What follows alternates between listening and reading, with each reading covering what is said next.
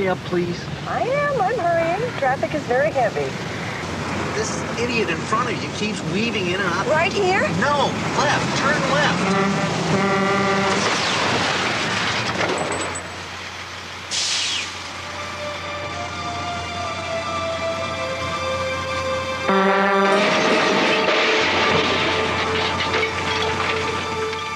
As a person trained in first aid, you are the first link in a chain of people who provide help in an emergency.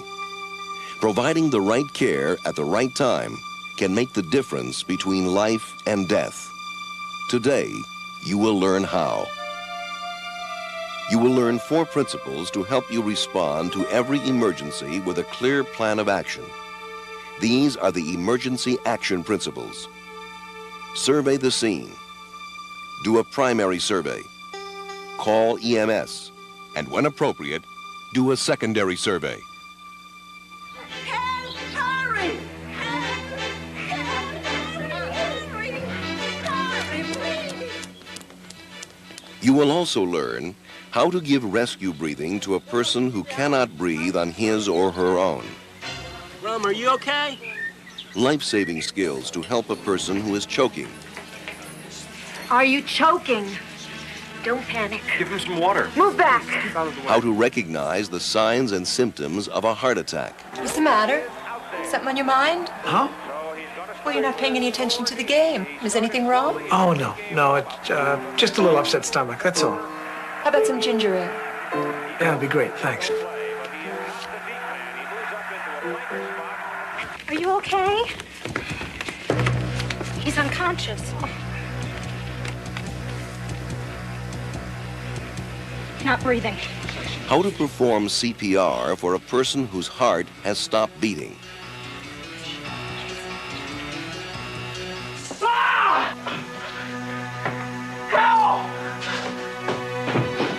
How to control severe bleeding.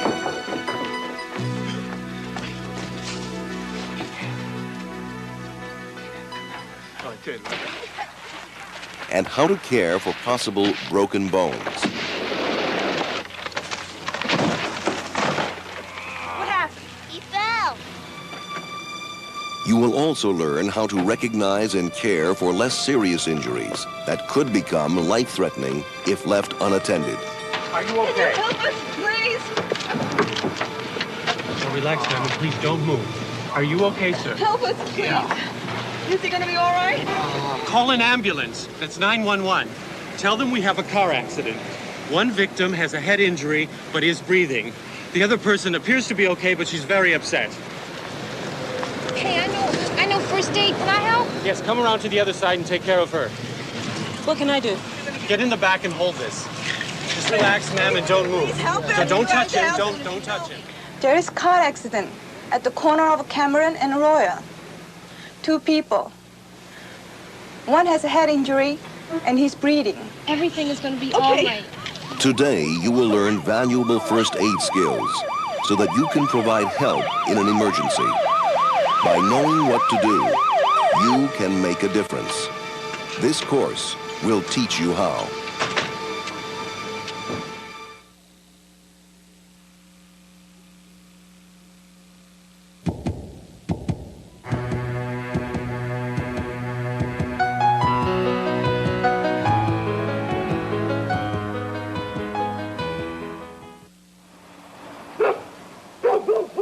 No matter where or when an emergency occurs, you must be prepared to act. This film will show you how. How much further do we have to go? Shut up! Seriously, guys, you won't believe what I found. It's gonna be like the last time. What do you mean?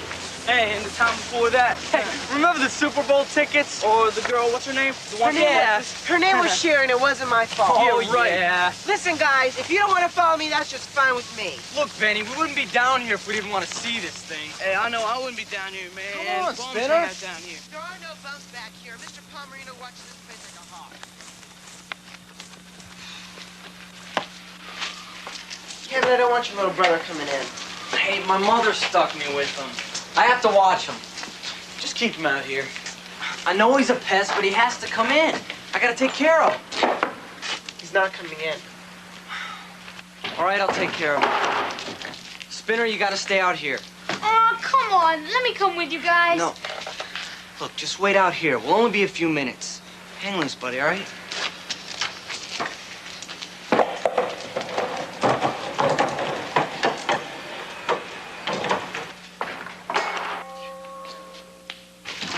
Hey, watch your steps. Come on. There's nothing but junk in here. Just come on. Another one of Benny's wild Wait a goose minute. chases. Just wait a minute. Feast your eyes on this. Man, check this Isn't it out. awesome? Get the This light. is great. Suppose the owner's sitting right outside, Benny. It's When'd you not sitting find this? outside. I found this yesterday on my way home from school. How many? Get it up.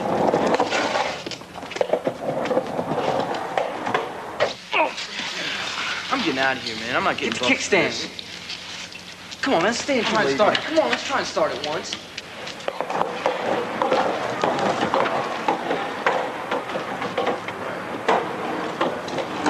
No, I man. found Come it on, just let- yesterday.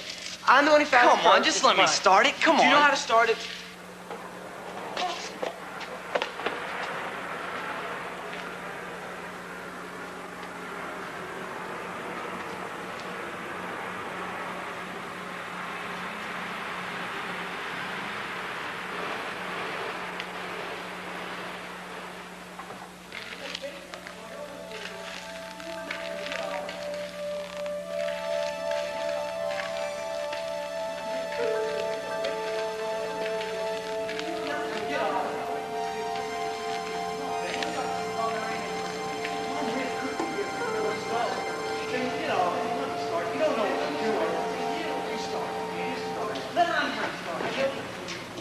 You'll never get Benny, you started have at no this idea. rate.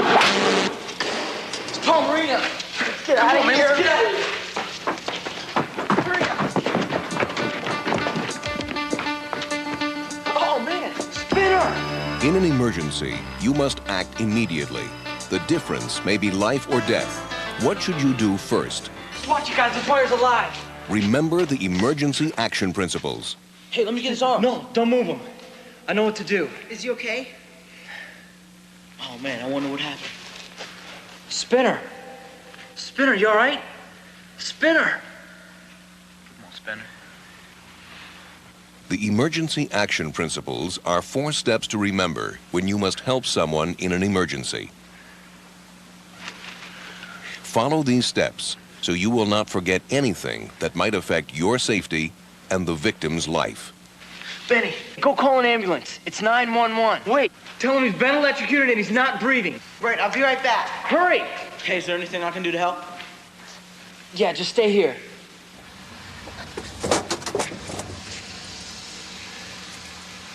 Harris County, 911. What's your emergency? I need an ambulance.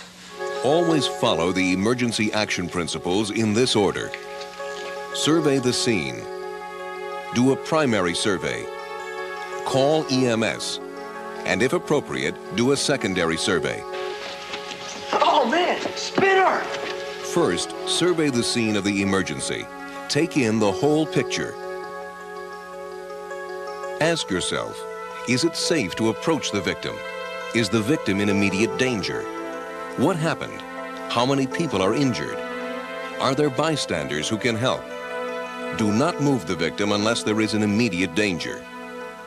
Tell the victim and bystanders your name and that you are trained in first aid. Watch, you guys. The fire's alive. Next, do a primary survey. Hey, let me get his arm. No, don't move him. I know what to do. Is he okay? Is anything immediately life-threatening to the victim? Spinner. First, check for unresponsiveness. Spinner. Come on, Spinner. Then, check the 2 most important body functions, breathing and blood circulation. You do this by checking the ABCs: airway, breathing, and circulation. Ask yourself, is the airway open so the person can breathe? Is the victim breathing? Does the person have a pulse? Is the victim bleeding severely? If you find a life-threatening problem during the primary survey, begin emergency care immediately. Benny, go call an ambulance. It's 911. Wait, Tell him he's been electrocuted and he's not breathing. Right, I'll be right back. Hurry! Hey, is there anything I can do to help? After the just stay primary here. survey, you have enough information about the victim's condition to call EMS, the Emergency Medical Services System. Emergency? I need an ambulance. Make certain whoever calls the EMS system gives the following information: the location of the emergency, New York Avenue. the number the call is placed from, the caller's name, It's at the back of the warehouse. what happened, the number of victims, the victim's condition, and the help being given. How soon will they be here? Finally, if appropriate, do a secondary survey. This is a series of checks for possible injuries or problems that could cause difficulties later if not taken care of. There are 3 steps. Interview the victim or bystanders about what happened. Check vital signs, breathing, pulse, and body temperature to see if they are normal. And check the victim from head to toe, looking for injuries. Come on, buddy. In an emergency, you must ask a victim's permission before you can begin to help. If the person is unconscious, you can assume permission is given. Come on, Spinner, breathe. Remember the emergency action principles. Survey the scene. Do it. Do a primary survey. Call the EMS system and do a secondary survey. Come on, Spinner. Come on, Benny, hurry up. Follow these steps in every emergency. Your personal safety and another person's life may depend on it. This way. It's the last store at the end of the warehouse. User 650, be advised, we're on the scene in the warehouse. We're going to the interior now.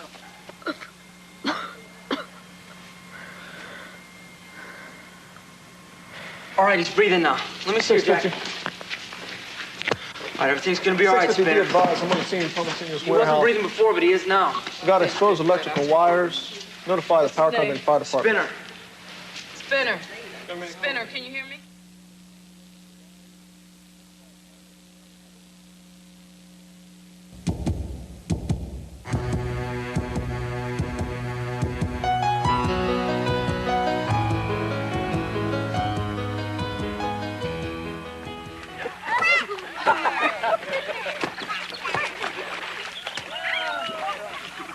Lunch is ready.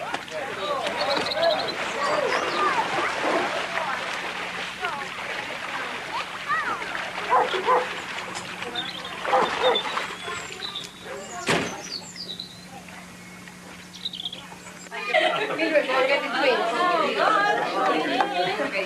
Okay, here.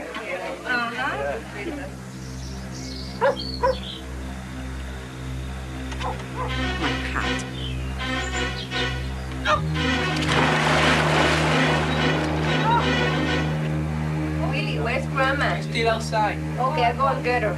Your drinks. Mark, can you get my shirt? Help!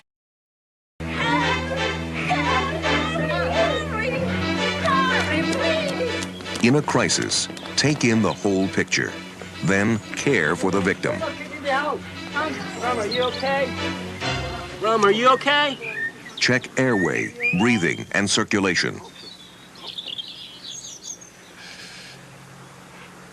If you find the victim is not breathing and does have a pulse, call the EMS system and begin rescue breathing. Mom, call an ambulance. Without oxygen, the brain will begin to die within 4 to 6 minutes. Rescue breathing is a way of breathing air into the lungs to keep the victim alive. My telephone number is 843-6992. Please hurry. Yeah.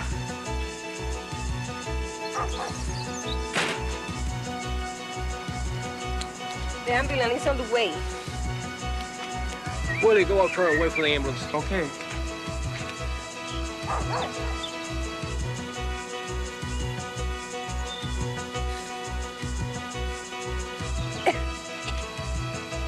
If the victim begins to breathe, monitor breathing and pulse closely until EMS personnel arrive and take over.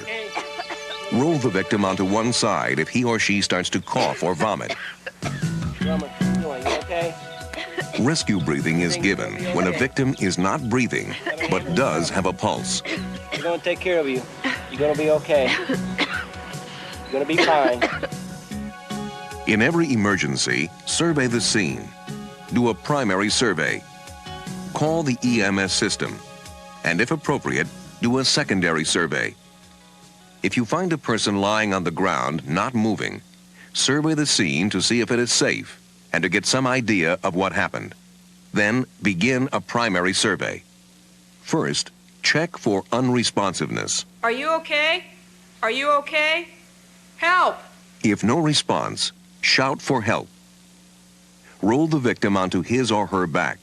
Check the ABCs: airway, breathing, and circulation. Open the airway using the head tilt, chin lift technique. Place one hand on the forehead, the fingertips of the other under the bony part of the chin. Tilt the head back and lift the chin. This technique lifts the tongue away from the back of the throat and opens the airway. Check breathing for 3 to 5 seconds. Keep your ear over the mouth and nose. Watch the chest. Look, listen, and feel. If there is no breathing, give 2 full breaths. Check the pulse. Put your fingers on the Adam's apple and slide them into the groove at the side of the neck near you. Check the pulse for 5 to 10 seconds.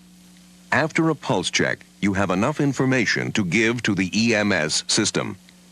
No breathing. Has pulse. Call EMS. If you find there is no breathing and there is a pulse, begin rescue breathing. Keep the head tilted to maintain an open airway. Pinch the nose shut. Take a deep breath and breathe into the victim. Seal your lips tightly around the outside of the victim's mouth.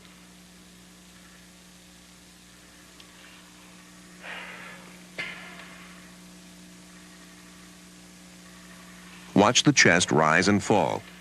Listen and feel for escaping air.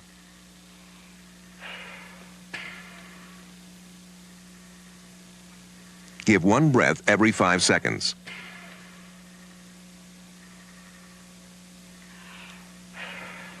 Recheck the pulse after the first minute and every few minutes thereafter. Continue until the victim starts breathing. Another trained rescuer takes over. EMS personnel arrive and take over, or you are too exhausted to continue. To review, in any emergency, after surveying the scene, begin a primary survey. Are you okay? Are you okay? Help! Check airway, breathing, and circulation.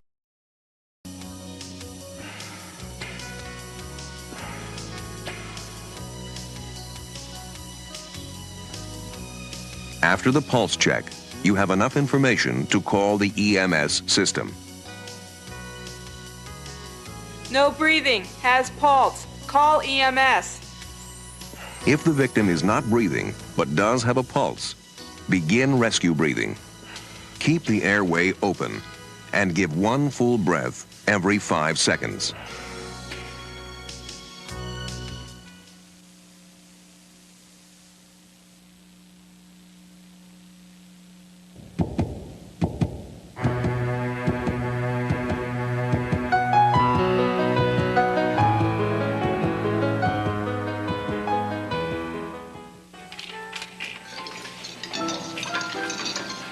Where's Michelle? Over on 13.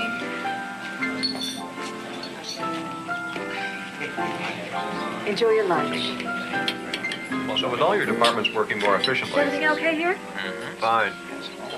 Everybody stands to gain by this. Some more than others. But you gain more. Well, it remains to be seen, you know? Michelle, table 9 is ready to order. Just got it. Drinks on 13? Fine. John, 5 units, 7 maximum. Set up your line. Network it just...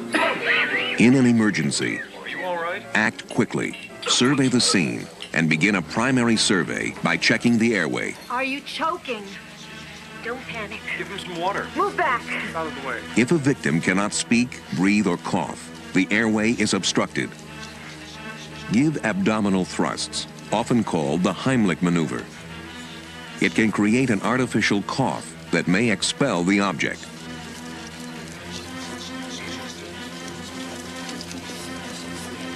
Joe, get an ambulance. If a victim loses consciousness, continue giving care. The longer someone goes without oxygen, the more muscles will relax, making it more likely you'll be able to clear the airway.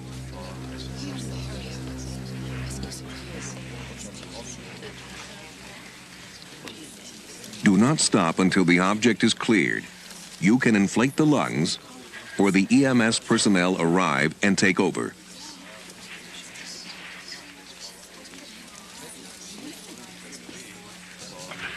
The ambulance is all the way. He's breathing. Although every emergency is different, use the same emergency action principles to guide you. Survey the scene. Do a primary survey. Call the EMS system, and if appropriate, do a secondary survey. If you see someone who may be choking, survey the scene and begin a primary survey by checking the airway. Are you choking? Help!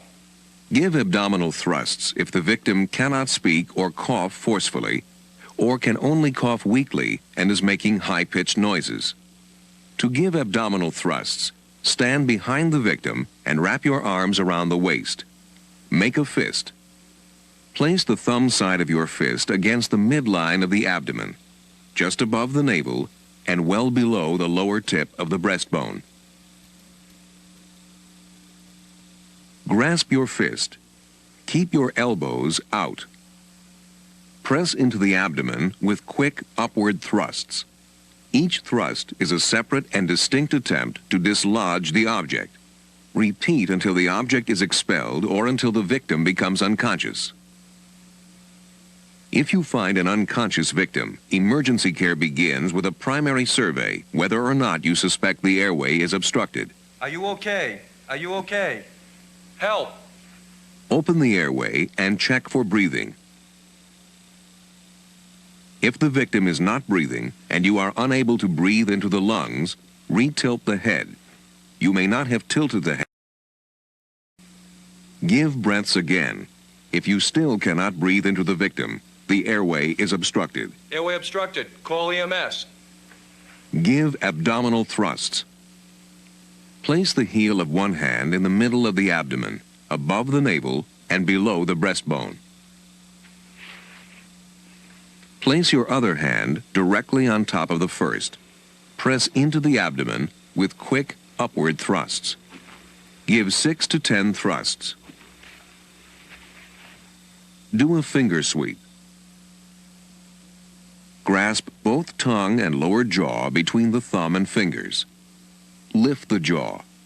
This draws the tongue away from the back of the throat and any object that may be lodged there. Slide your index finger into the mouth along the cheek and deep into the throat.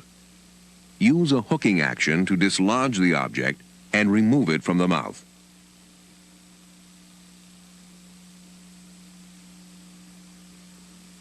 Open the airway and give 2 full breaths. If air will not go in, repeat the sequence. Give 6 to 10 abdominal thrusts.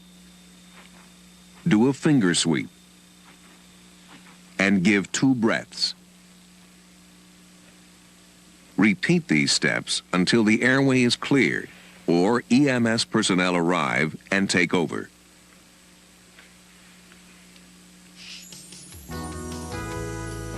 Are you choking? Help!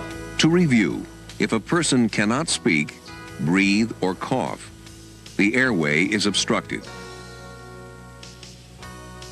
Give abdominal thrusts until the object is expelled or the victim loses consciousness. Are you okay? Are you okay? Help! If you find an unconscious victim, first aid begins with a primary survey. If the victim is not breathing and you cannot breathe air into the lungs, retilt the head and give 2 more breaths. If you still cannot breathe into the victim, the airway is obstructed. Airway obstructed. Call EMS. Give 6 to 10 abdominal thrusts. Do a finger sweep. And give 2 breaths. Repeat the sequence until the object is expelled or the EMS personnel arrive and take over.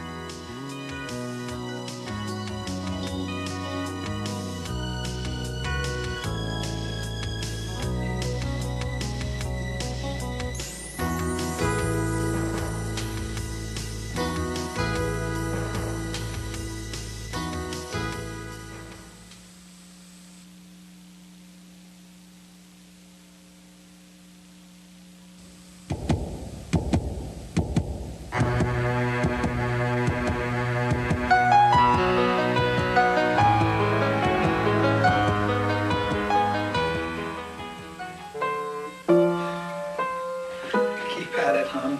It'll pay off.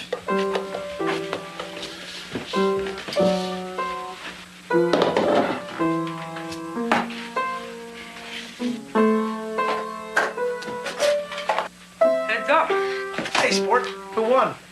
Dad, you wouldn't believe it. We rolled over them 37-6. Good for you. You gonna come watch Penn State play Notre Dame? Absolutely. Good. Drive back.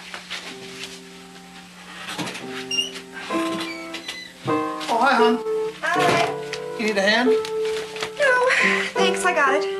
Hey, do you mind if I sew while you watch the game? No, of course not.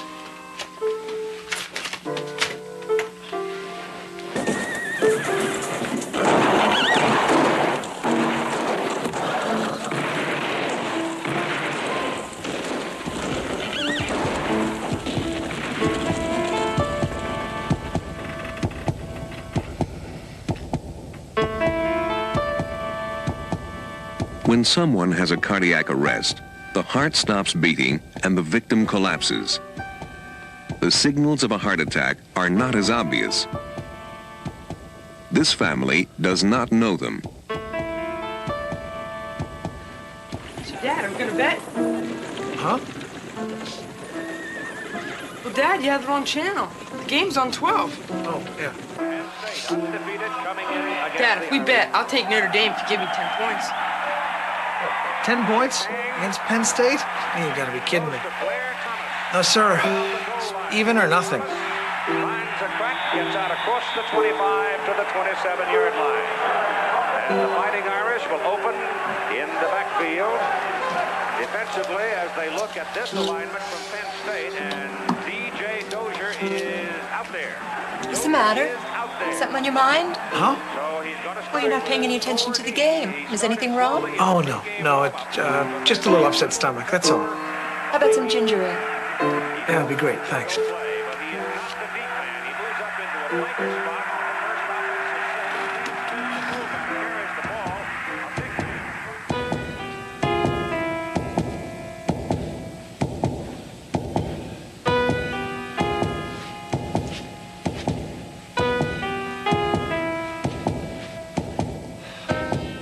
Something wrong with Dad? Lunch, maybe. Slicing in is Ron Weissenhofer, making the tackle from his inside linebacker position.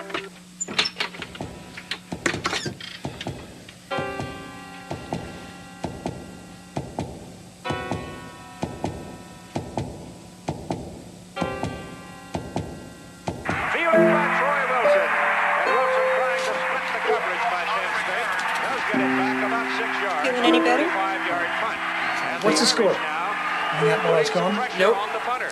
Good field position for the opening snap from the 38-yard line. Berline, the Dad, are you okay? Johnson You didn't look is too good. tailback out of the eye, and Tom There's nothing wrong with me, okay? Jenny, are you just about done? Notre Dame. It goes to the freshman from South Bend. Are you sure you're feeling all right? Sure, I'm sure. Wide with Tim Brown. As Brown goes Jenny, stop playing. Here's Berline on a rollout. Gets the ball away to Brown. Pulls it in, and it's a first down for Notre Dame at the Penn State 46. Look, maybe I just need to lie down for a minute. Can I? Couch.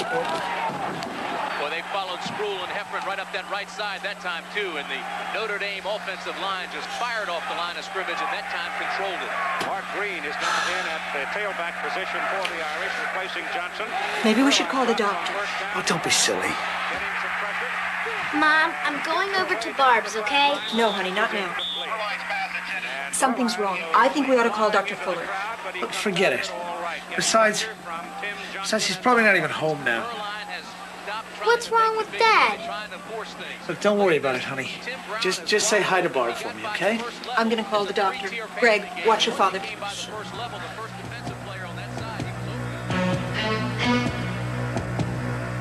Hello, this is Lynn Daniels. Is Dr. Fuller in? No, but he'll be in the office first thing Monday morning. Well, it's my husband. He's not feeling well. Well, if you have an emergency, I can page him. I don't know, but I think it may be his heart or something. Then you should call an ambulance right away. An ambulance? It's 911. Do it right away. Okay.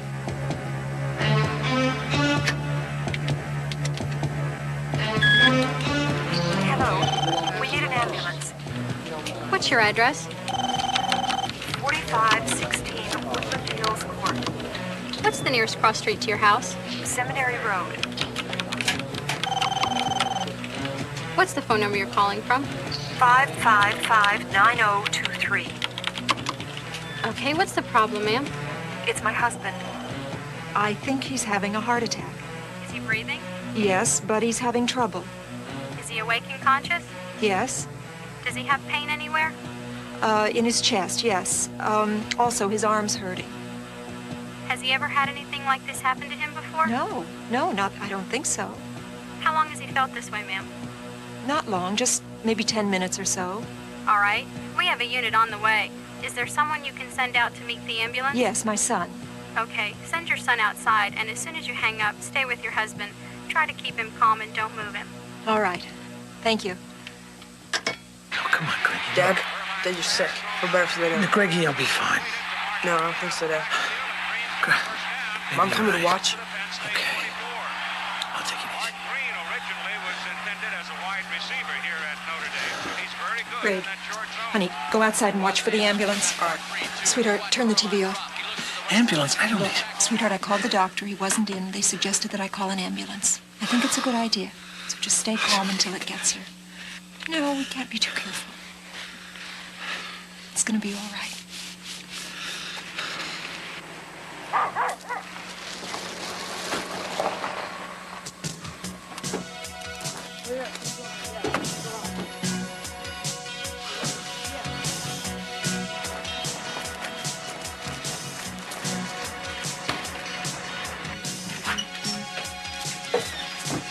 Excuse me, ma'am. Can I get in there? What seems to be the problem, sir? I seem to have this sort of pressure in here. It's sort of like somebody's standing on me or something. Any trouble breathing? Yeah, I'm a little short of breath. Do you have any history of heart disease? No. No? How about lung disease? Okay. I'll tell you what we're going to do is put some oxygen on you and see if that helps the chest pain. And we'll take your vitals, and the paramedic unit's coming in right behind me. We'll check you out and see what's going on, okay? What we got here? No history of heart problems. He's having chest pain and trouble breathing. Okay. Can you tell me his age, please? 41. Okay, and his name? Bill Daniels. Okay. Can you tell me what's happening? Relax right now. Listen to your heart. We were watching the game, and all of a sudden he kind of held his chest and his arm. Heart sounds Did you good. say he had a chest pain? Okay, we're going to hook you up to an electric We didn't talk about it. We just monitor right now. it's very Okay. Stick right on your Do you have chest. heart problems or anything like that? No. Does he take any medication? No. 10-4 medical control. I copy an order for an IV, oxygen, and nitroglycerin sublane. VO2 Did you is copy ready, that, Derek? flowing 4 liters. Oxygen is ready, flowing 4 liters. Ms. Daniels, I've talked to the doctor at the hospital, and he's okayed an order for us to go ahead and give your husband some medication for his pain that might help ease it, okay? Okay. I'm going to take the bag. Okay. Sit tight for a second. Okay. Let's get the card over just a little bit. Okay, nice and easy. Okay, just have a seat back. First aid for a heart attack depends upon recognizing the signals and taking action. The most significant signal of a heart attack is chest discomfort or pain. It can be uncomfortable pressure and tightness or oppressive, heavy pain. The pain is usually in the center of the chest behind the breastbone. It may spread to one or both shoulders, the arms, neck, jaw, or back. Other signals may be sweating, nausea, or shortness of breath. What's the matter? Something on your mind? Huh? No, just a little upset stomach. That's all. How about some ginger ale? Oh, that'd be great, thanks.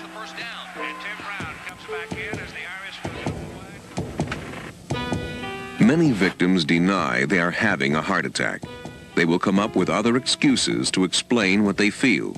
They may not want to admit to themselves or others that they are having a heart attack. In order to help, you must recognize the signals of a heart attack and take action. Have the person stop what he or she is doing and sit or lie down in a comfortable position. Keep the victim still. Call the EMS system for help. Sorry to bring you guys out for this. The chances of this man surviving are good because EMS personnel arrived quickly. If his family had suspected a heart attack as soon as the first signals appeared, EMS would have arrived even sooner. It's not that big a deal. It's good that you called us when you did, and he's looking much better since Gonna we've be all been right? here. Let's get him down to the hospital and have a doctor look at him. Okay.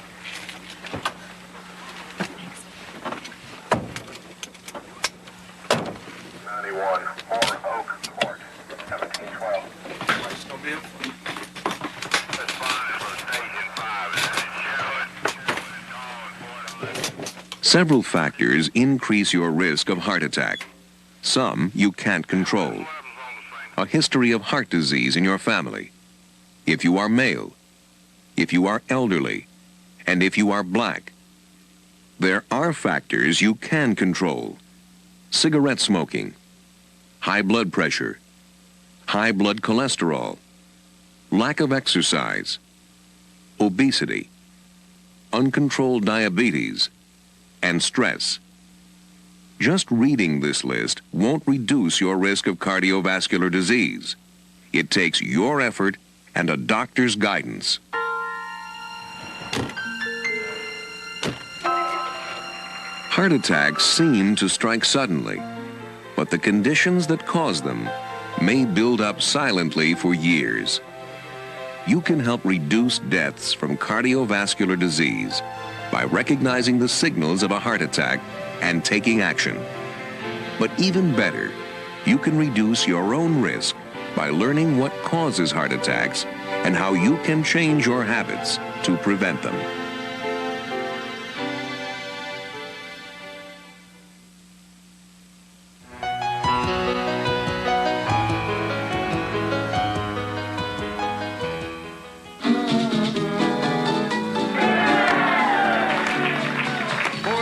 Chained about 3/4 you go. You roll away a circle left you know. Sitting by the fire, my sweetie and me. Alabama left that corner and you weave this hand in and out around when you meet her again. Swing that girl in promenade. I wanna hear it again. The old piano roll blues.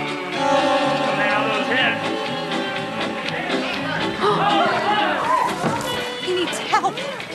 Life-saving care depends on being able to recognize when help is needed and knowing what to do. Are you okay? He's unconscious. Not breathing.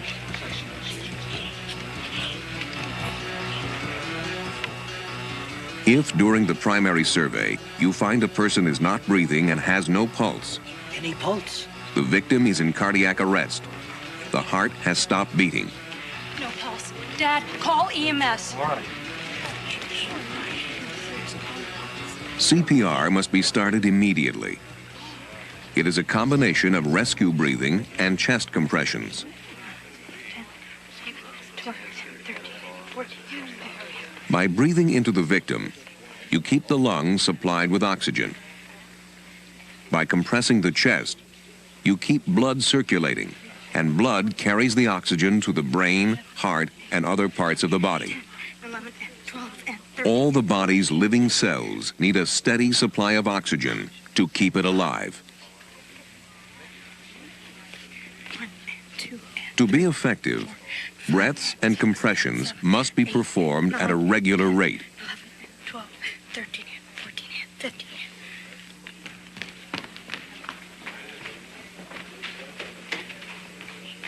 Six, 7, 8, 9. An ambulance is on the way.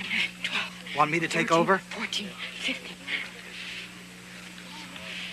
If you get tired and another rescuer trained in CPR is available, have him take over. Still no pulse.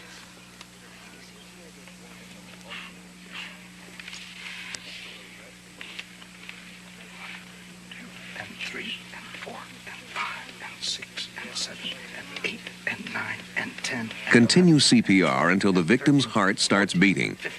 EMS personnel arrive and take over, or you become too exhausted to continue. 1, and 2, and 3, and 4, and 5. They're here. 6, and 7, and 8, and 9, and 10. In order to give a victim in cardiac arrest the best chance to survive, CPR must be started immediately, and advanced emergency medical care must arrive and take over within 8 to 10 minutes. Ma'am, could you step back, please? Remember to always follow the emergency action principles. Survey the scene. Do a primary survey. Call the EMS system.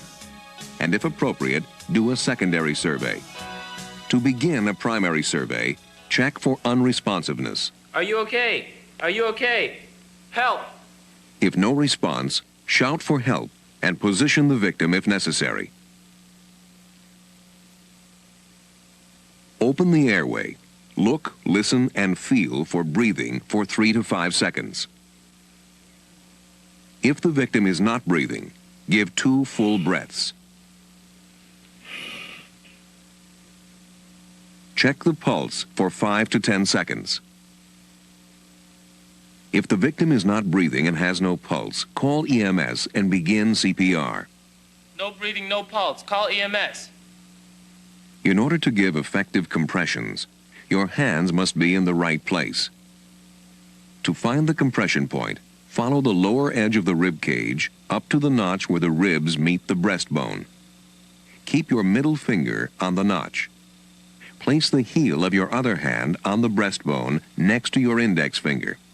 Then place your other hand directly on top. Keep your fingers off the chest.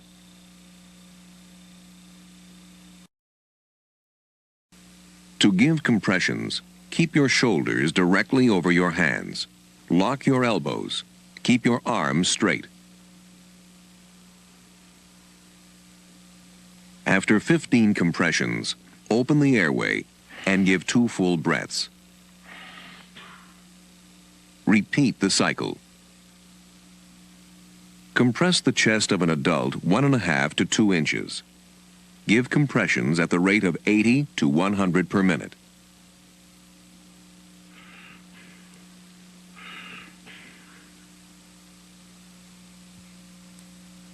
Use your body weight to give the compressions. Compress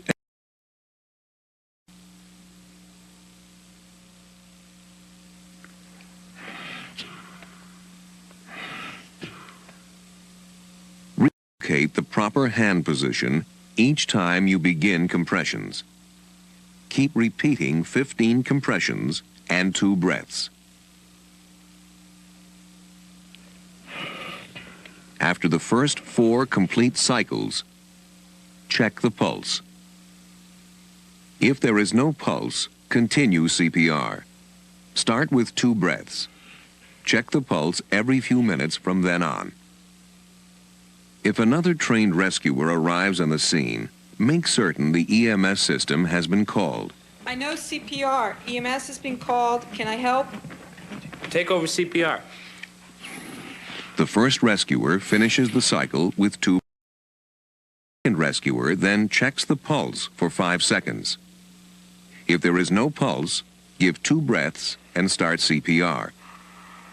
The first rescuer monitors the second rescuer by feeling for an artificial pulse during each compression and watching the chest rise and fall during breaths. 13 and 14 and 15. Keep giving CPR until the victim's heart starts beating. EMS personnel arrive and take over, or you become too exhausted to continue. Are you okay? Are you okay? Help! To review, begin a primary survey by checking the ABCs.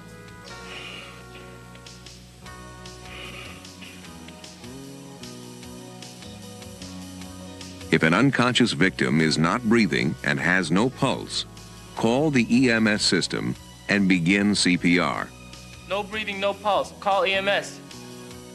Locate the compression point. Compress and release smoothly.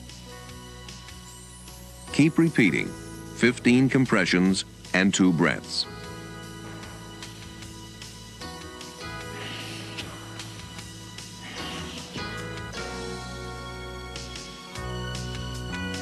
Remember, after 4 complete cycles, check the pulse again. Keep giving CPR until the victim's heart starts beating. Another trained rescuer takes over. EMS personnel arrive and take over, or you are too exhausted to continue.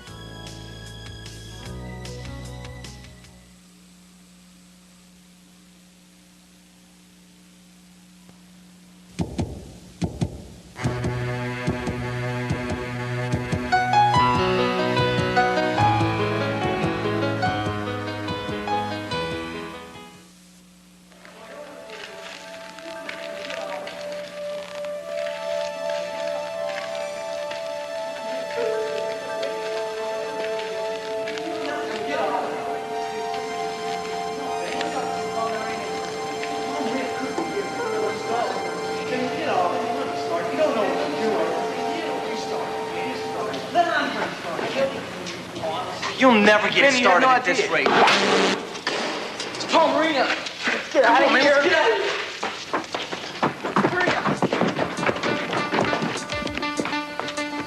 Oh, man. Spinner! In an emergency, you must act immediately. The difference may be life or death. What should you do first? Watch you guys, this wire's alive. Remember the emergency action principles. Hey, let me get his arm. No, don't move him. I know what to do. Is he okay? Follow these principles in every emergency, so you will not forget anything Spinner, you all right? that might affect your Spinner. safety and the victim's life. Always follow the emergency action principles in this order. Survey the scene. Do a primary survey. Call EMS. And when appropriate, do a secondary survey. The secondary survey has 3 steps. Interview the victim or bystanders. Check the vital signs, and do a head-to-toe exam. A secondary survey is a check for other, less serious injuries that could become life-threatening if you do not care for them. Begin by interviewing the victim. This gives you important information about what happened and helps determine what to look for while completing the secondary survey. Identify yourself as someone trained in first aid. Get consent to care for the victim. Hi, I'm Karen. I'm trained in first aid. Can I help you? Yeah, I think I'm okay. If you can just help me up. It's best just to stay still until the ambulance gets here. Okay. Ask the victim's name and use it during the survey. Ask what happened and how he or she feels. What's your name? Bob? Bob, can you tell me what happened? Well, I was running for the bus stop, and all of a sudden, I felt dizzy and fell. Do you hurt anywhere? Yeah, my right knee hurts. Okay, just relax. I'm going to check your knee. Okay. Okay, just relax and keep your knee still. Bob, are you having any other difficulties? Yeah, I'm still a little dizzy. Find out if the victim is taking medication or has any allergies. Are you taking any medication? No? How about allergies? Are you allergic to anything? No. The more you learn about the victim's condition, the more you can help. The second step in the secondary survey is to check the victim's vital signs: heart rate, breathing rate, and skin appearance. These give you valuable information about the victim's condition. While checking vital signs, be especially alert for signs of shock. These include very fast or very slow heart and breathing rates, and cool, moist, pale, or bluish skin. Begin by checking the radial pulse. Okay, just relax and I'm going to go ahead and check your pulse. Place your index and middle fingers on the palm side of the victim's wrist. Slide your fingertips toward the thumb side of the wrist and apply moderate pressure. Count the number of beats in 30 seconds. Multiply by 2. This is the number of heartbeats per minute. Compare the victim's heartbeat to the normal adult range, 60 to 80 beats per minute. Stay in the same position and check the breathing rate. Watch the rise and fall of the victim's chest and abdomen. Count the number of breaths in 30 seconds. Multiply by 2. This is the number of breaths per minute. The normal adult range is 12 to 20 breaths per minute. Check the skin's appearance for moisture and color. Look at the victim's face and lips. Check the skin's temperature by feeling the victim's forehead with the back of your hand. Note any extremes in temperature and appearance, such as hot or cold, wet or dry, pale or bluish skin. The ambulance is on its way. Good. Dave, write this information down for me. Use available bystanders to help you remember the information. Pulse rate 80. Breathing rate 16. Skin normal. He feels dizzy and has pain in his right knee. And write the time down too. It's 2:30. Got it. The final step of the secondary survey is a head-to-toe examination of the victim. Tell the victim that you're going to check for other injuries. Just relax, Bob. I'm going to check you for other injuries, okay? Okay. Keep the victim still as you do the exam. Begin with the head. Look and feel for cuts, bruises, and other signs of injury. Do you feel any pain? No. Do not press on any soft spots on the head or any areas the victim says are painful. Look into the eyes. Note the size of the pupils. Pupils that appear larger than normal may be an indication of shock. Smaller than normal pupils may indicate heat stroke. Unequal pupils may indicate head injuries or a stroke. Check for fluid or blood in the ears, nose, and mouth.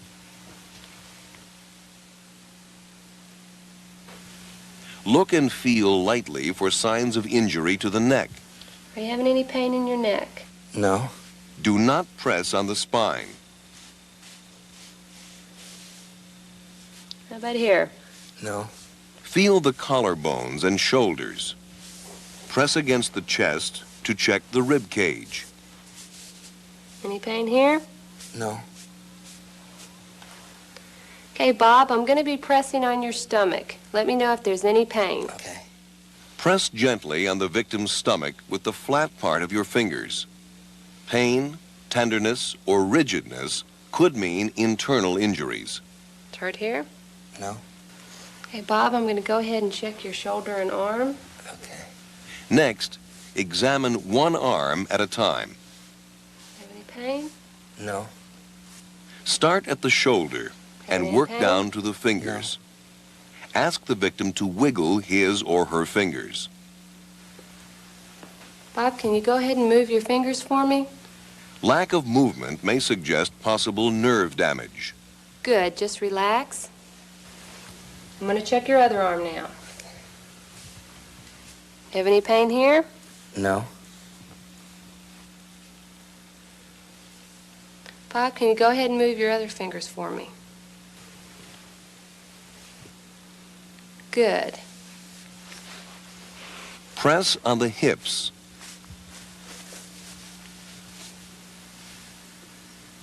Any pain? No. Okay, Bob, I'm going to go ahead and check your legs. Okay. Examine the legs and feet in the same way you did the arms and hands. Have any pain in your knee? No.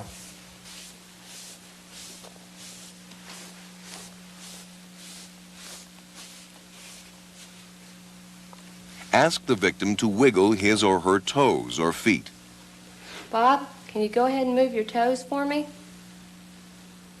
Good. Relax. I'm going to go ahead and check your other leg. Do you still have pain in your right knee? Yes. Remember, do not apply pressure to any area where the victim feels pain.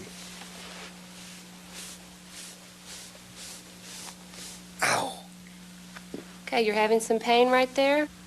Yeah. I'm going to check it. Dave, go ahead and note that he has a small scrape on his right shin. Okay. Any pain in your ankle? No.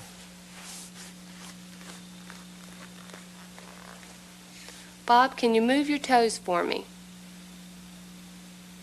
Good.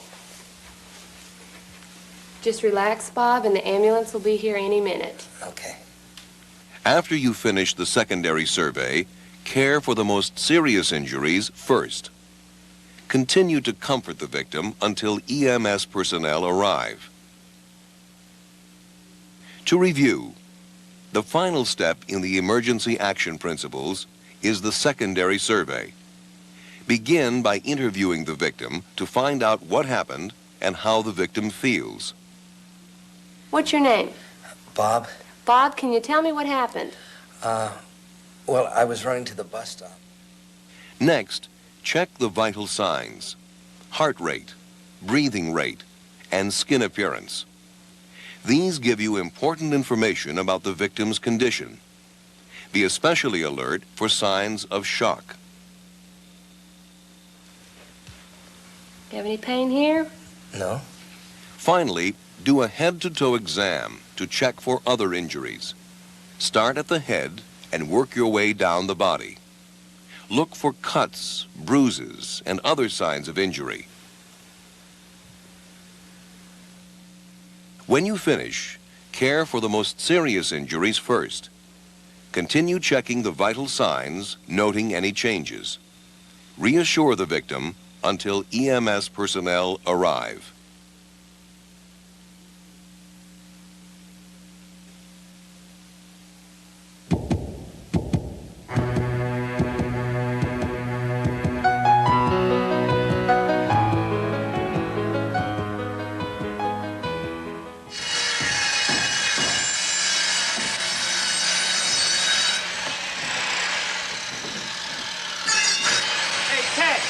I want this ready by break. You've got 45 minutes. I need some help. Where's Al? Forget about Al. He's got plenty to do already. Hey, guys, are you ready to move down here? We'll be done in 15. Can we help? No way. I can't spare you. Keep it up, huh? Hey, we'll give you a hand. What's wrong with Ralph? Who knows? So you on for the night? Tonight?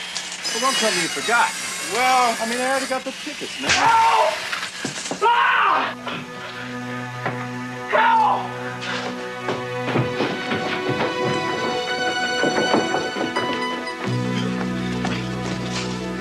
Bleeding that spurts from a wound is life-threatening and must be controlled immediately. What's going on? If you must use your bare hand to control bleeding, wash immediately after giving first aid. Take it easy. Lay back. Come on. All right, take it easy. Ralph, get the first aid kit. Sam, call an ambulance. Let me have that bandana. To reduce the risk of infection, use a barrier between you and the victim's blood. It's going to be okay, Ted. Okay. Give me the compress.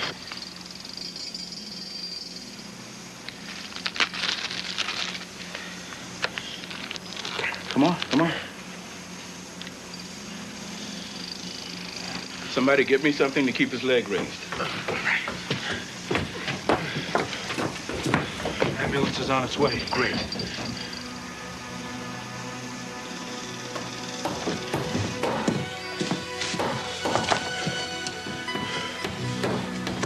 Easy with his leg. The purpose of first aid for bleeding is to stop the bleeding. prevent infection, and prevent shock. It's gonna be all right, Ted. It's gonna be all right. There are two types of bleeding, internal and external.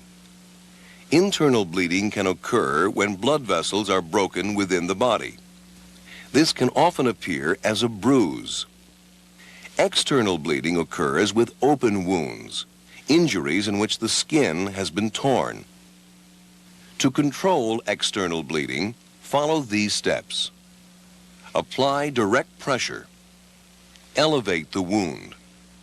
Apply pressure at a pressure point, and apply a pressure bandage.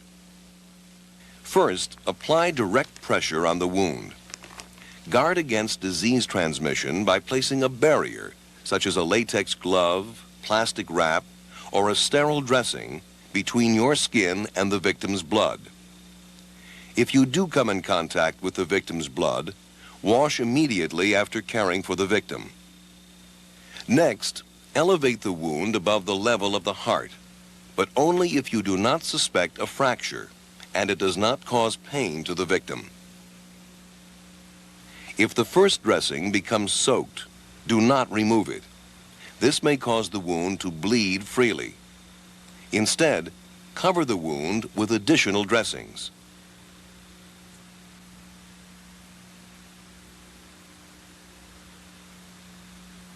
If the bleeding does not stop, apply pressure to a pressure point. There are 4 pressure points used to control bleeding from the arms and legs. They are located at the brachial arteries in the arms and at the femoral arteries in the legs. Squeezing an artery against the bone slows or stops blood flow to the limb. While continuing direct pressure with one hand, locate the pressure point at the brachial artery with your other hand. Use the flat part of your fingers to squeeze the artery against the bone. Once the bleeding has been controlled, apply a pressure bandage. Begin by applying additional dressings over the wound.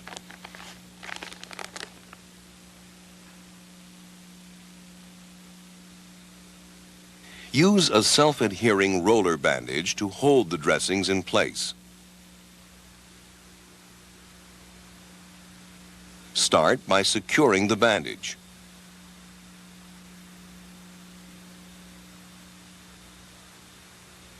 Wrap the bandage snugly around the limb using overlapping turns. Cover the dressings completely.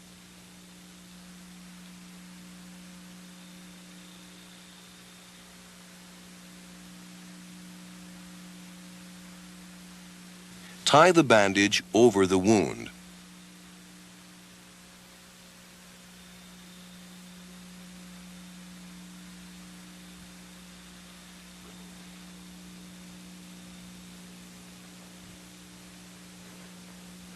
Tuck in the loose ends.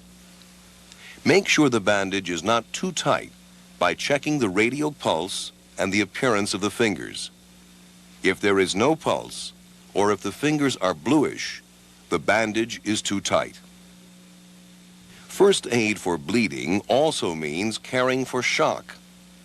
Shock is the failure of the cardiovascular system to circulate enough blood to the vital organs. Some signs and symptoms of shock include cool, moist, pale, or bluish skin, and fast or slow heart and breathing rates.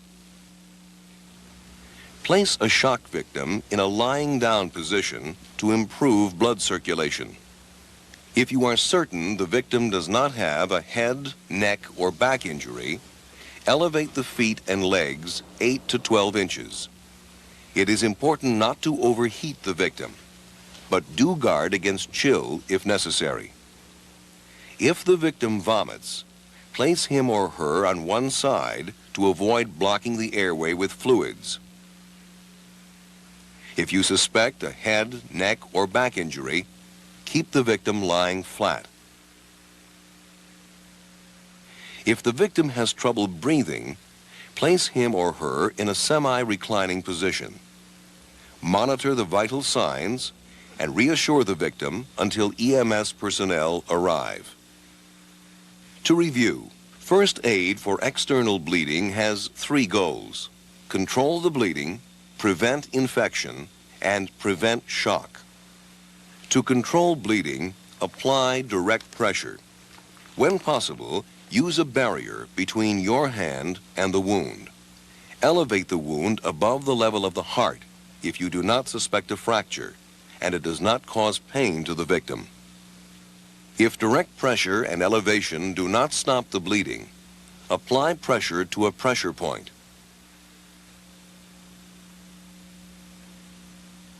Once bleeding is controlled, apply a pressure bandage.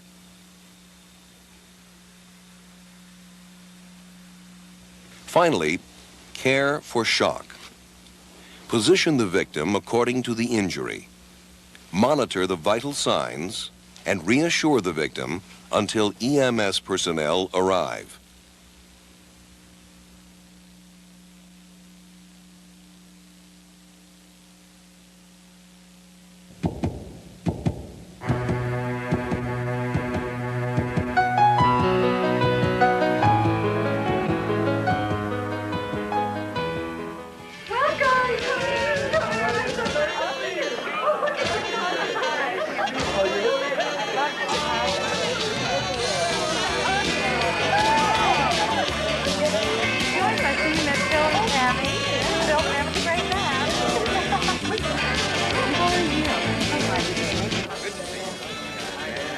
John, good to see you. What do you have here? Hamburgers? Let's go home. I'm going down here. You're making a fool of yourself. What do you want? Here, give me this. You've had enough of this, okay? I've had enough of nothing. Will you just settle down? I think they need a little help over there. It's done it. Excuse me? Excuse me? You're never gonna cook that with that flame. I think you need more juice. Stop! Don't run! Drop on the ground! Drop on the ground! Is that John? Roll! Roll, John! Roll! Roll!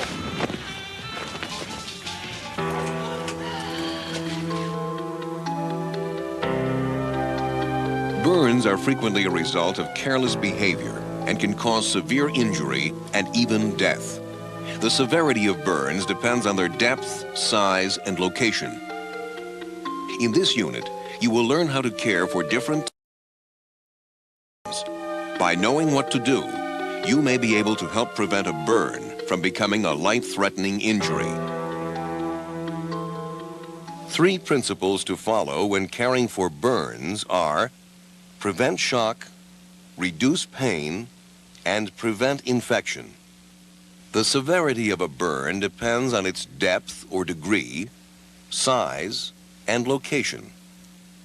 Critical areas are the face and neck, hands, feet, and genitals.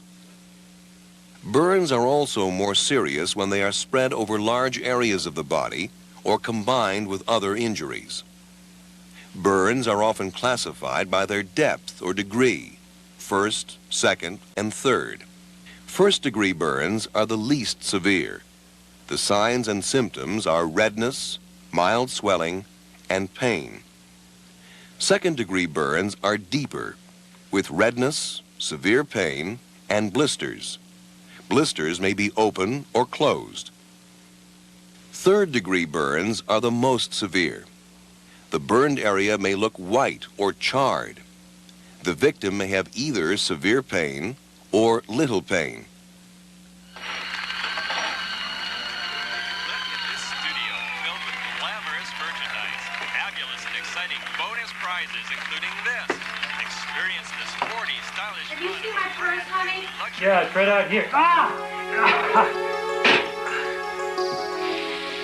To treat a first or second-degree burn with no open blisters, flush the area with cool running water.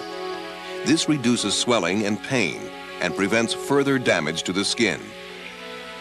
Honey, bring the first aid kit in. Okay. Then apply a moist dressing and bandage loosely.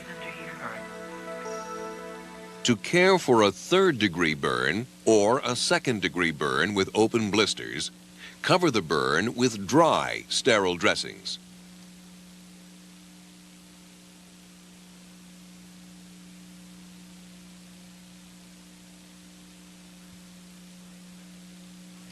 Bandage the burned area loosely.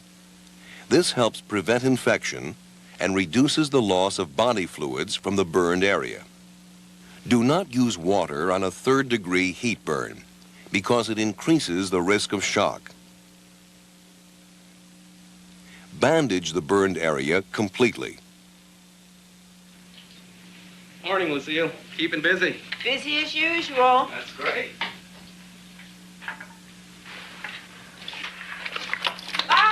Come with me. I'll call an ambulance.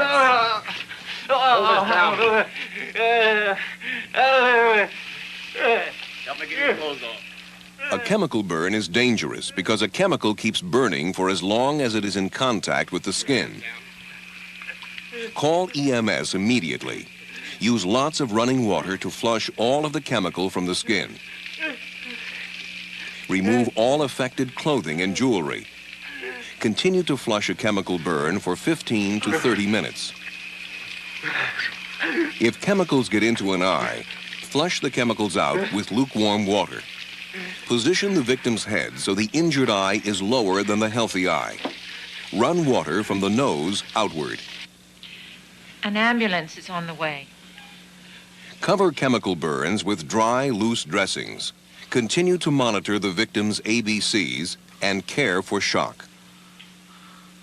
To review, care for burns by preventing shock, reducing pain, and preventing infection. Care for first-degree burns and second-degree burns that have closed blisters with cool water. Apply moist, sterile dressings and bandage loosely. To care for third-degree burns or second-degree burns with open blisters, apply dry, sterile dressings and bandage loosely. To care for chemical burns, flush the burn for 15 to 30 minutes. Cover the area with dry, sterile dressings and bandage loosely. In every case, care for shock, monitor the ABCs, and reassure the victim until trained medical professionals arrive and take over.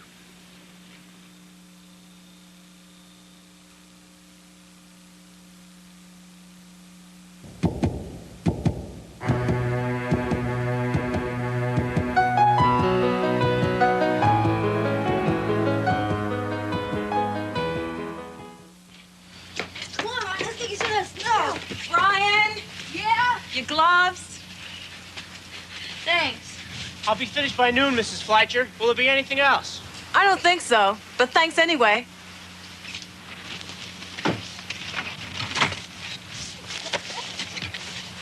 You hit me again.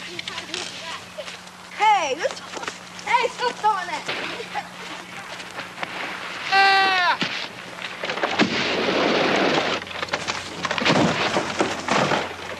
What happened? He fell.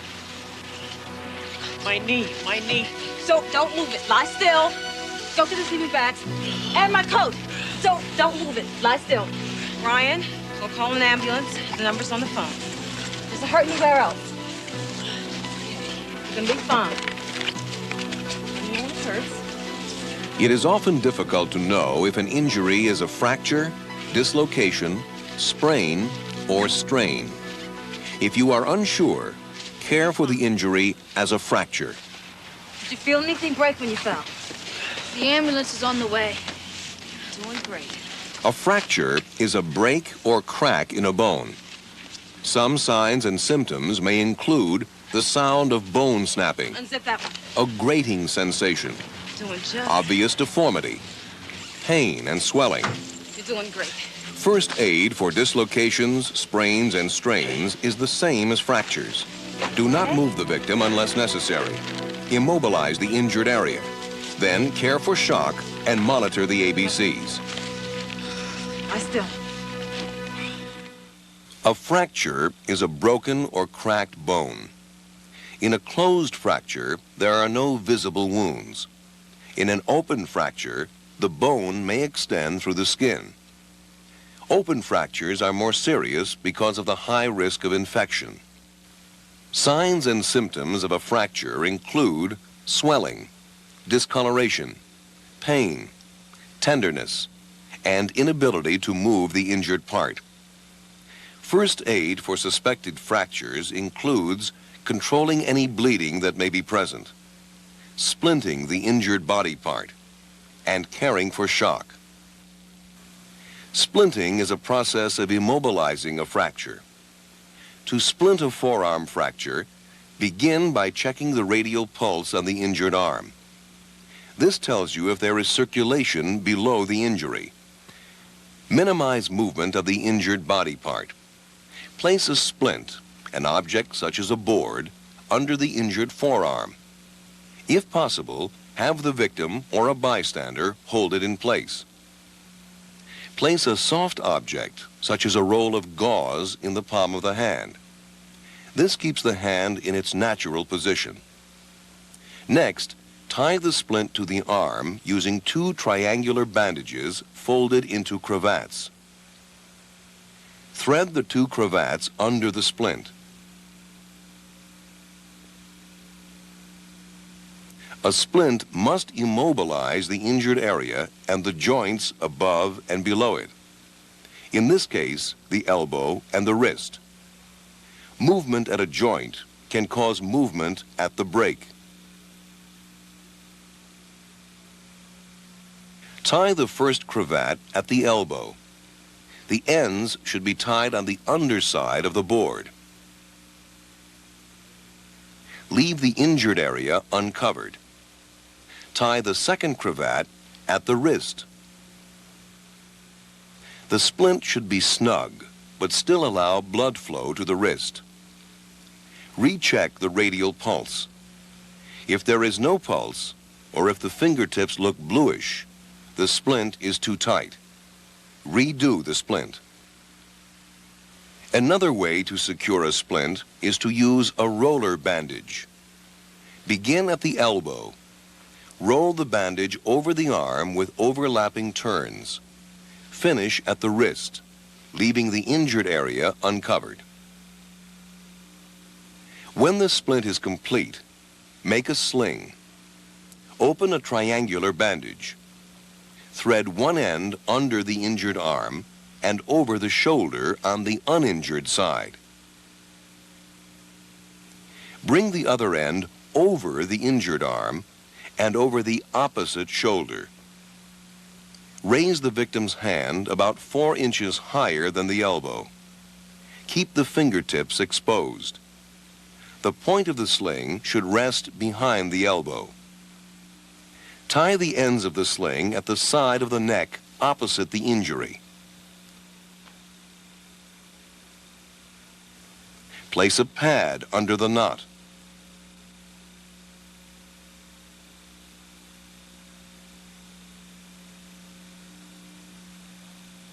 Tie the point of the sling at the elbow. Finally, bind the sling to the arm with another cravat. Place the center of the cravat over the injured arm. Tie the ends on the opposite side of the body under the uninjured arm. Place a pad under the knot.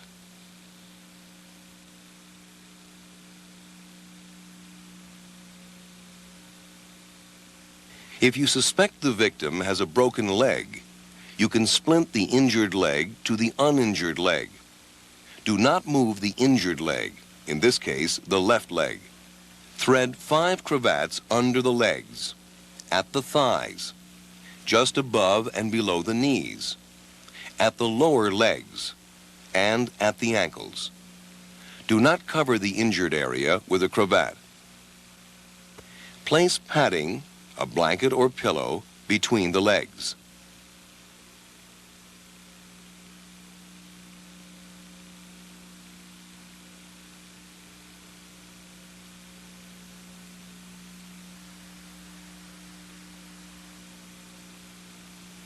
Tie the ends of each cravat together. Keep the knots away from the injured leg. The cravats should be snug, but not too tight.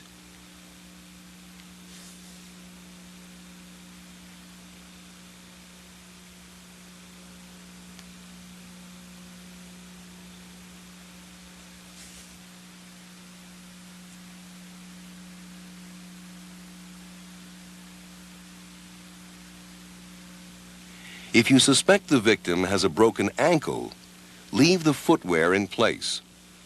2 cravats should be threaded under the ankle and the lower leg, and a blanket gently folded or wrapped around the injured ankle. Hold the blanket in place with your legs. Use the cravats to tie the blanket firmly around the ankle and the lower leg.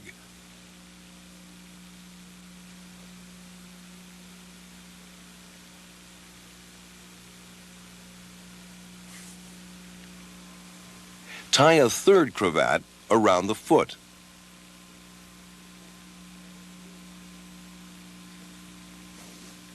When you finish, tuck in the loose ends.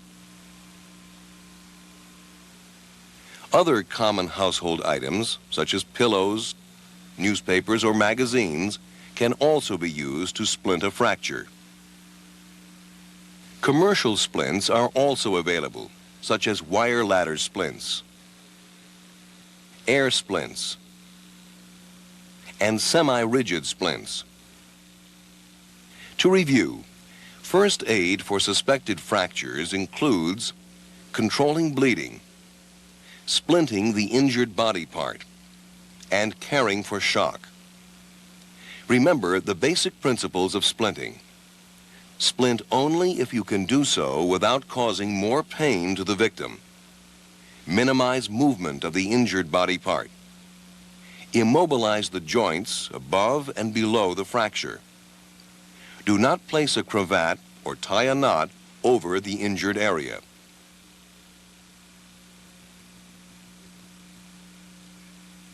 Check circulation to make sure the splint is not too tight.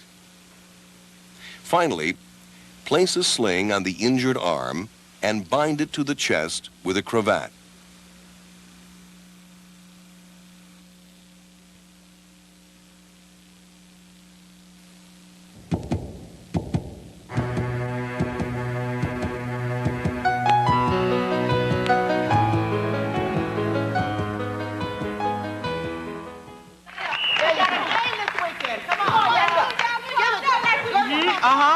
Switch. Come on. Keep it going. Faster. Move it faster.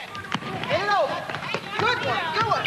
Switch. People with diabetes keep their condition under control by taking medication and regulating their diet and activity. Forget it. Switch. Switch. There are 2 different diabetic emergencies, insulin shock and diabetic coma. A diabetic emergency can arise by taking too much medication, failing to eat, or exercising heavily. Okay, that's enough. Let's move into position for our practice game. Debbie, Ruth, Paula, Kate, Leonie over here on my right, team 1, team 2 on my left. Come on, let's go. Rotate, rotate. Get Paula the ball. Come on. Come on, Paula. Come on. Come on, man. Set it up. Who's the ball guy?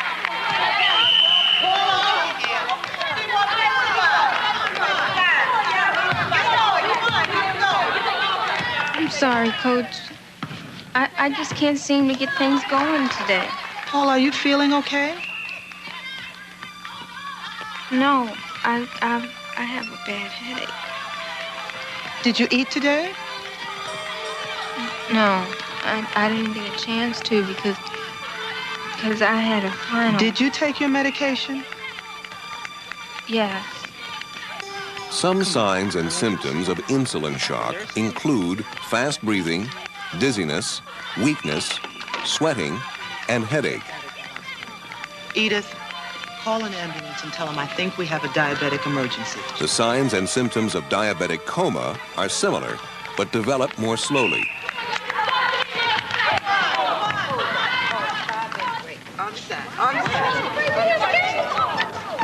Debbie, Ruth, come over here quickly and give me a hand. Give me the trainer's kit. Put this around her shoulder so she doesn't get caught. Give me a glass of water. In a diabetic emergency, give a fully conscious victim sugar. Okay, Paul. I want you to take small sips, real easy now. For someone in insulin shock, this will quickly get sugar into the blood to help. If the victim is in a diabetic coma, the sugar will cause no further harm. I'm sorry. I thought I'd get something to eat after class. Don't worry about it. Just relax. Take small sips. Okay, that's enough. That's enough. Just keep this around. Coach, the ambulance is coming. I called them. They're on their way. How you feel, honey? Feel better?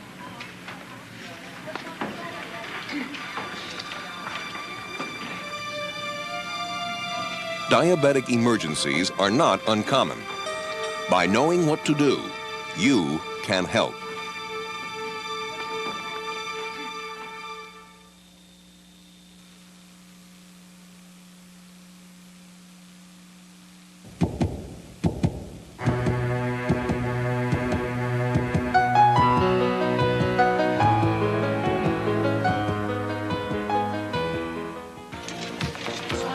People over the age of 50 are the most common victims of stroke, but younger people can have them too.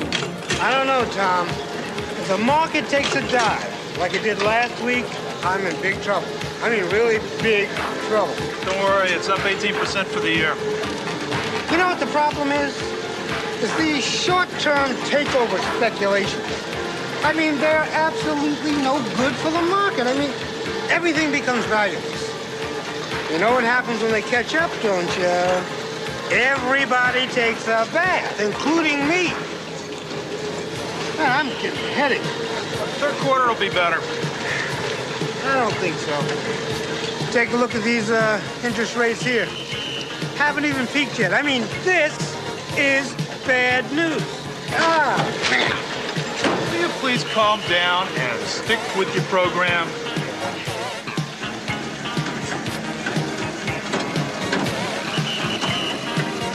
A stroke results when blood flow to the brain is interrupted long enough to cause damage. The most common cause is a blood clot, but a stroke can result from a head injury, high blood pressure, or a brain tumor. Age and physical condition influence the type of stroke a victim suffers. I have had it.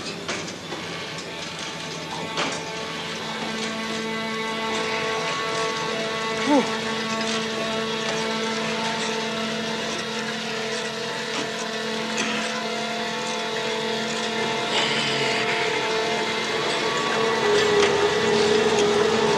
Are you all right?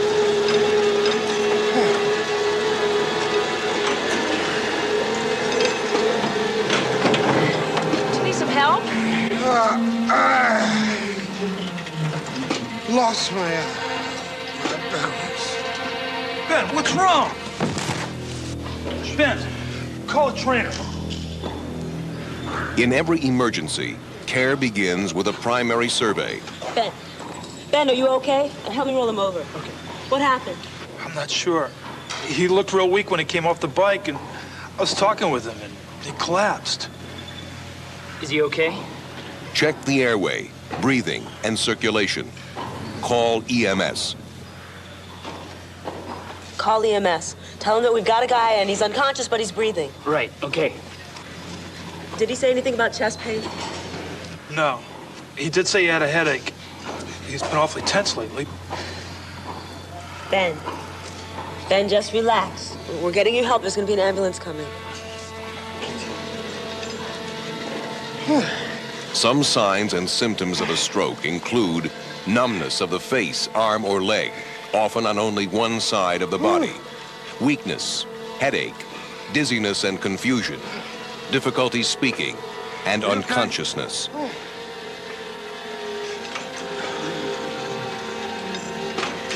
Do you need some help? No, I was lost my balance for a while. Ben, what's wrong? Ben, call a trainer, quick. Ben. The ambulance is on its way. Good. Is there anything else I can do? Oh, yeah, we need to keep him warm. Here, cover him with this. Keep the victim of a stroke warm and comfortable. I'm gonna go out front and wait for the ambulance. Good. All right? Could we get a blanket to keep him warm? Oh, yeah, there's one in the first aid office. Though unconscious, the victim may be aware of what's happening. Ben. The ambulance is on its way.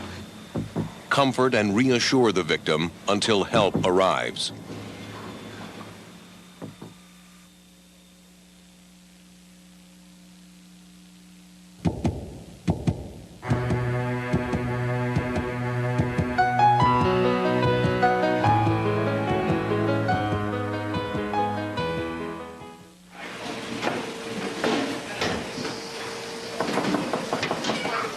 Only one filet mignon, medium rare. One grilled shrimp. Only one basil fettuccine with chicken.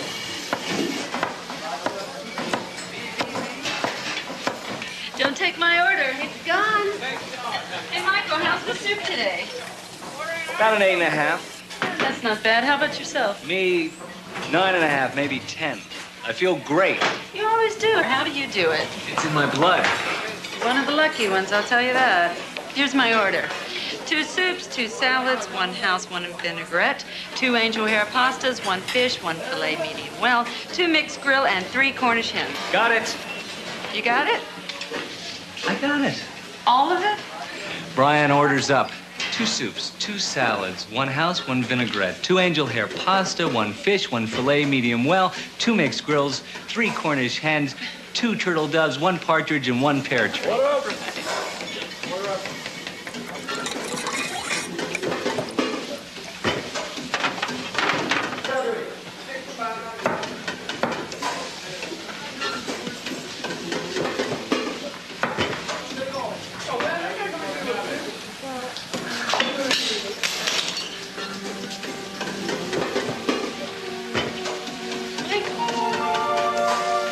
Michael?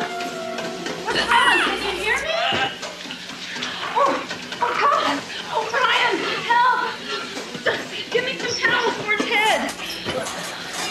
What's wrong with him? Sure. Michael, can you hear me? Oh, I think he's having a seizure. Did we put something in his mouth? Oh, no, nothing in his mouth. Call 911. Tell them he's having a seizure. I've never seen Michael like this. Is there anything we can do? We should clear all this out of the way.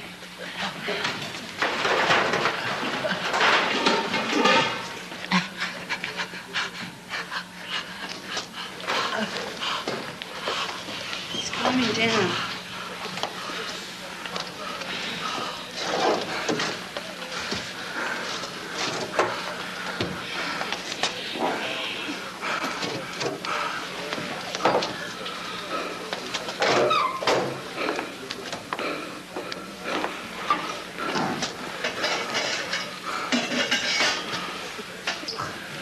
The ambulance is on its way. Good. I think the seizure is over. Is there anything more we can do? Just wait for the ambulance. Seizures are common occurrences but not completely understood. They may be caused by a temporary problem, or there may be no underlying causes, in which case a person is said to have epilepsy. Before the onset of a seizure, the person may experience a sound or visual hallucination, or feel a sense of urgency to move to safety. Michael? Michael! Michael, are you all right? Can you hear me? Michael! Ah! Oh, my God! Oh, Brian, help me! Get some towels for his head. What's wrong with him? Call 911. Tell them he's having a seizure. During a seizure, prevent injury by removing anything nearby that might get in the way. Do not hold or restrain the victim. Do not put anything between the teeth. Following a seizure, the muscles relax. Check the ABCs. Stay with the victim until he or she is fully conscious. Seizures can range from brief blackouts and periods of confused behavior to uncontrollable muscle movements, rigidity, and loss of consciousness. Care for the victim by preventing injuries and call EMS if necessary.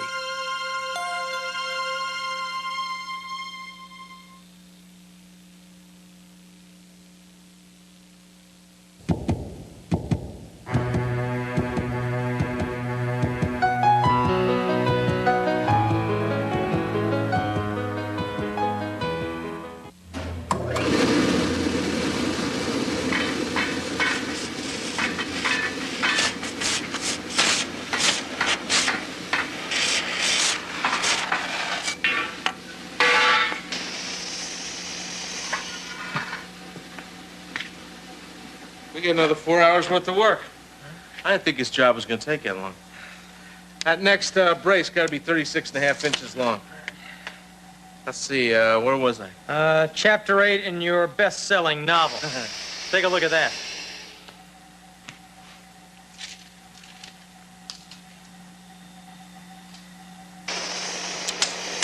RD, I hope you don't mind the heat. What's the matter? It's an inch too long. No, you're kidding me.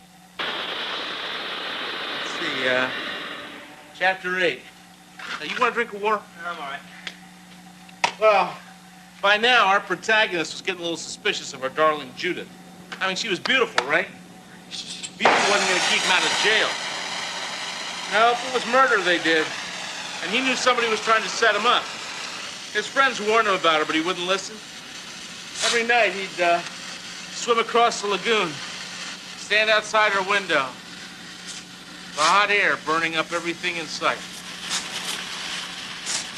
Chapter 10, fire. Exposure to excessive heat can result in a life-threatening emergency. A heat emergency occurs when the body is not cooled effectively.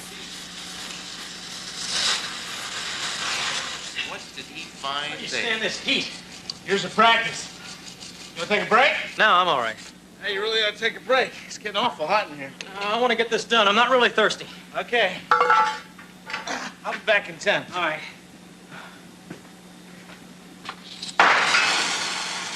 Someone physically active and wearing heavy clothing in a hot, humid environment is particularly prone to a heat emergency.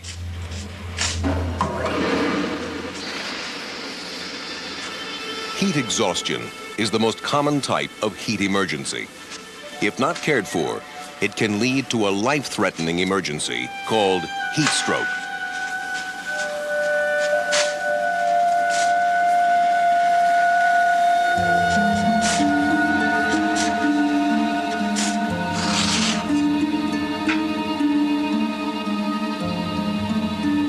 Some signs and symptoms of heat exhaustion include heavy sweating, cool, pale, moist skin, nausea, weakness, and dizziness.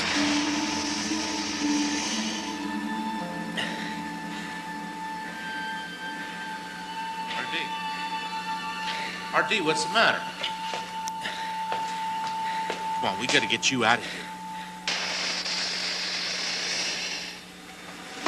Easy, easy, take it easy. Easy. Come on, over here. All right, just lay back. Take it easy. Loosen these clothes, huh? All right. We'll just, no. Okay, just try to help me. Don't get up. Don't get up. No, it's... To help someone suffering from heat exhaustion, immediately remove the victim from the hot environment. That's it. Loosen or remove clothing. Just lay back. I'll do it.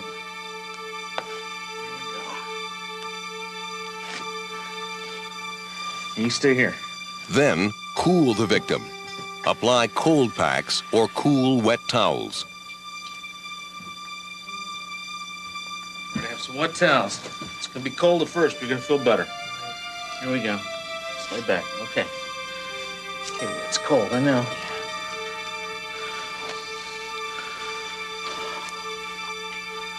Okay, I'm gonna put your feet up. Care for shock. What happened? It's all right, champ. Just overdid it. Got a little too hot. Monitor the vital signs. Call EMS. Reassure the victim until medical professionals arrive and take over. I'm gonna call an ambulance. Now lie still. Yeah, I need an ambulance. Don't worry, RD, you're gonna be fine. My location.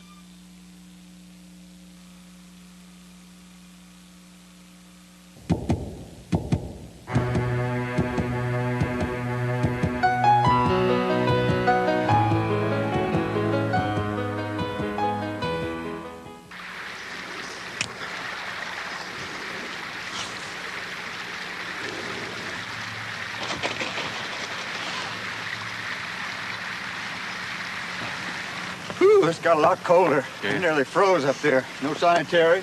No. Let's wait a little bit longer for him, see if he shows up. Hey, you want some coffee? I got a little bit left. It'd be great. Exposure to severe cold can be life-threatening. On days with low temperatures, high winds, and humidity, anyone can suffer from frostbite or hypothermia. Yeah, let's go. It's getting cold just standing here. He said not to wait. Knowing him, he probably went a few miles further in. Yeah. Like this wasn't far enough.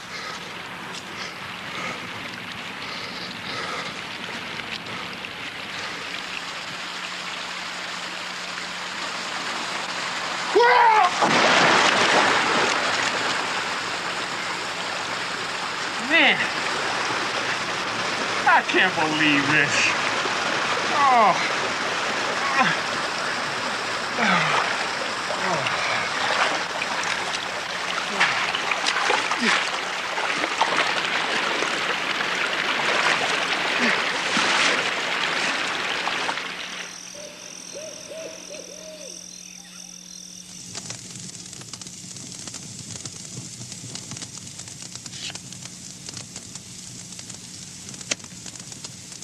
Any more hot coffee? Sure, help yourself. Well, sure Terry'd be back by now. You sure he didn't say he was going somewhere else? No, he didn't mention anything to me, but you know Terry, he probably just went way up on the ridge. Yeah.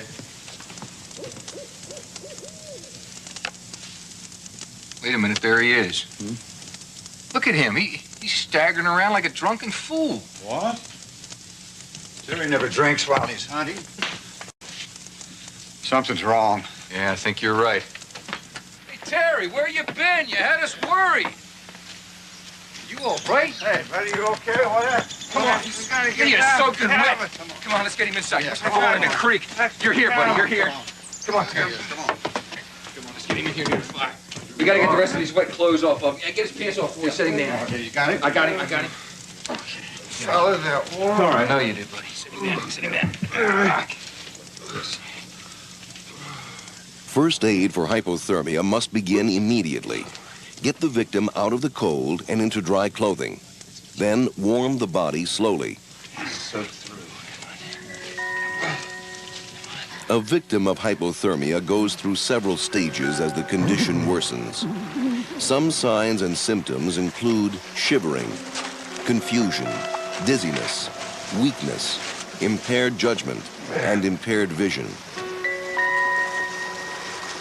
As hypothermia progresses, the victim may move clumsily.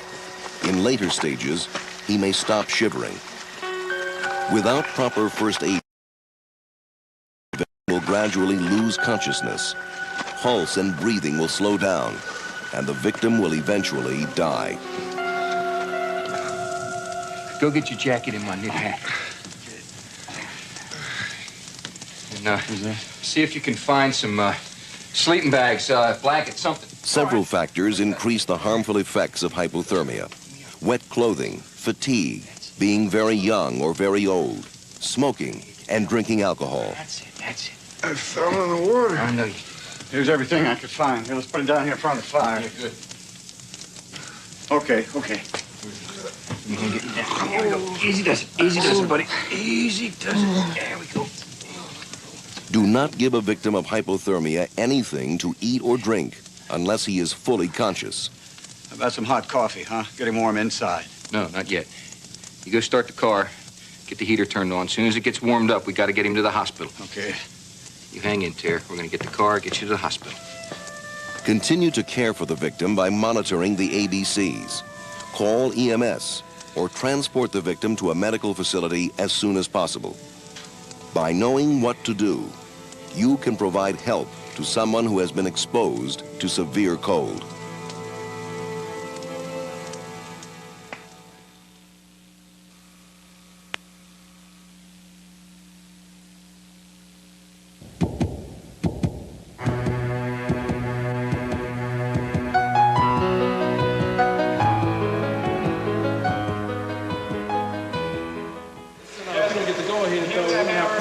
This gonna cost you guys. Yeah, there might be a problem down here. That's what I wanted you to see. I've got these guys working on this, reinforcing this section of the tunnel. But this is the worst. See these cracks? Hand me that drill there, Lou. They go on and on and on. I don't think it's gonna be enough. Hey, can you give a little light on It looks weak to me. Man, this is bad. Better get some reinforcements for that. Tell the guys to stop hammering, too. Yeah, hey, Paul, come over here a minute.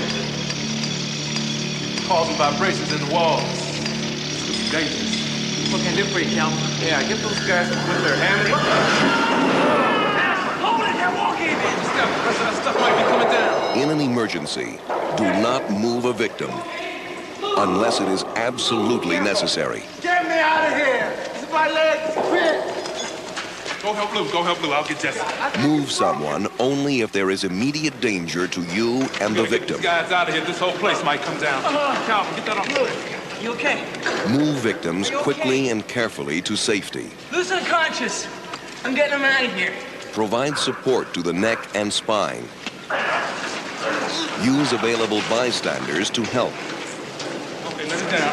Let it down. Come on around, get us around. Put it around your neck. Got it. Okay, get your arm under his legs. Okay, ready to lift? Yeah. Lift. Let's go. If you must move a victim, your prompt action can make a difference.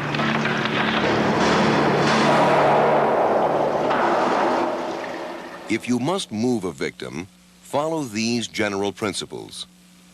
Support the victim's head, neck, and back. Avoid bending, twisting, or moving the victim's body sideways. Use your legs to lift the victim, not your back. If bystanders are willing to help, direct them in assisting you. There are several correct ways to move an injured person. One type of emergency rescue is the two-handed seat carry. Use it when you do not suspect a spinal injury and another person is available to help. Watch as the skill is performed. Bill, come help me move her. Kneel down like me. We need to sit her up and support her with our legs. Reach under the shoulders and support the neck and head. Grab her under the arm. Ready? Lift. We need to stand her up. Reach across her shoulders and support her arm. Ready? Lift. Slide your arm down to her waist. Put her arm over your shoulder. We need to sit her up. So we need to interlock our arms like this. Let's put them behind the knees. Ready? Lift. Let's go. If you are alone and suspect the victim may have a spinal injury, use the clothes drag to move the victim to safety. Kneel down and grasp the victim's clothing near the shoulder. Support the head and neck on your forearms. Drag the victim by carefully walking backwards. Keep the victim's body straight. Minimize movement to the victim's head. If the victim is large and the ground is smooth, use the foot drag. Grasp the victim's ankles from underneath. Lift the victim's legs to about thigh height. Try to keep your back straight as you drag the victim to safety. Walk backwards carefully. Take care to protect the victim's head.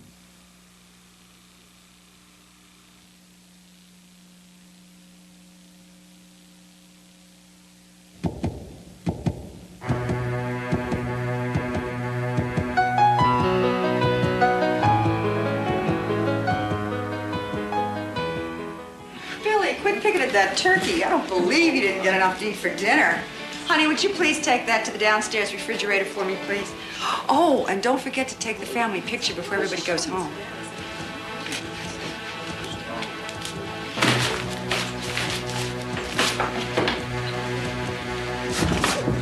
What was that? Dad? Dad, are you okay? What happened, Dad? Did you fall? No, Dad, just stay there. Take it easy. No, don't even try to get out. Dad, are you having trouble breathing? What happened, Charles? Did you have any pain in your chest, Dad? Is it bad? I think it's his heart. Kathy, call an ambulance right now. Take Mom to the okay? other room. It's okay, Mom. In every emergency, no matter where it happens or when, follow the emergency action principles. Survey the scene. Do a primary survey. Call EMS. And when appropriate, do a secondary survey. If you discover a life-threatening problem in the primary survey, call EMS and begin first aid. If you discover severe bleeding, stop the bleeding immediately. Use direct pressure, elevation, pressure points, or a pressure bandage. No breathing, has pulse. Call EMS. Rescue breathing is necessary when a person is not breathing, but does have a pulse. Keep the airway open and give one breath every 5 seconds. Are you choking? Help! If a person cannot speak, breathe, or cough, the airway is obstructed. Press into the abdomen with a quick upward thrust. Perform abdominal thrusts until the object is expelled or the victim loses consciousness. Are you okay? Are you okay? Help! For a victim who is unconscious and not breathing, give 2 full breaths. If no air will go in, re-tilt the head and give 2 more breaths. If air still will not go in, the airway is obstructed. Airway obstructed. Call EMS. Give 6 to 10 abdominal thrusts.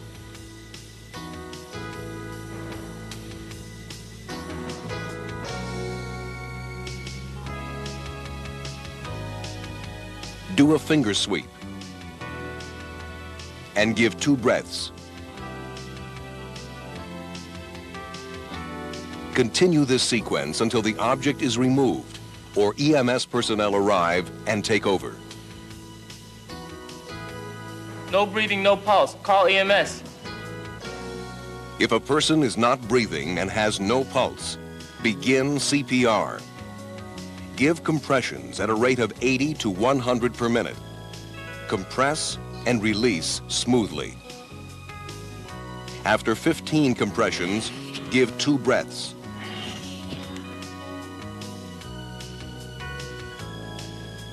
After 4 cycles of 15 compressions and 2 breaths, check the pulse. Continue CPR until the heart starts beating. Another trained rescuer takes over. EMS personnel arrive and take over, or you are too exhausted to continue.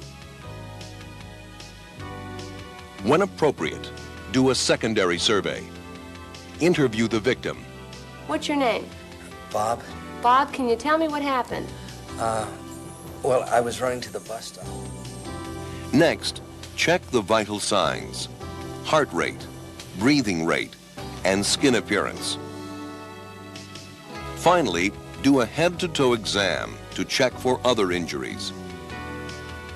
After the secondary survey, care for the most serious injuries first. Are you comfortable, Dad? Yeah. Go in the other room. Excuse me, can I get in there? Dad, the paramedics Oh, yeah, are here yeah. now. They're going to take good care of you, Dad, okay? Can you tell me what happened? You must be able to recognize the signals of a heart attack. The most significant is chest pain. He sort of just collapsed. He's having chest pain. Once you recognize the signals, you must give first aid. Does this pain come on suddenly? Okay. Is it staying in one spot or is it radiating? Break out in a cold sweat when it happens? Have the person stop what he or she is doing and sit or lie down. Call the EMS system. I'm going to put some oxygen on you, sir. Maybe it'll help the chest pain a little bit, okay? Are you warm enough, sir? Today, you learned how to help a victim in a life-threatening emergency. You also learned how to care for other, less serious emergencies. Today, you learned the important role you play in saving lives. You are the first link in a chain of people who provide help in an emergency. Ready, go up. Go slow. Okay. Here we go. Providing the right care at the right time can make the difference between life and death. The American Red Cross developed this course in an effort to help reduce deaths and save lives. By knowing what to do, you can make a difference.